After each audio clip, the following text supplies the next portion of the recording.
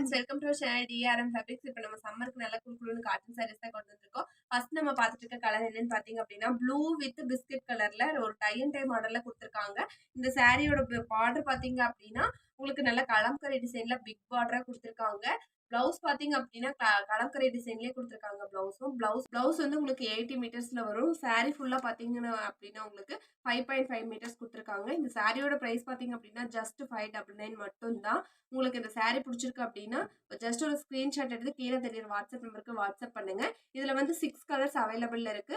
First one பார்த்தீங்க அப்படின்னா blue colour, blue with biscuit கலர்ல கொடுத்துருக்காங்க. சாரி ஃபுல்லா இப்படி இருக்கும்.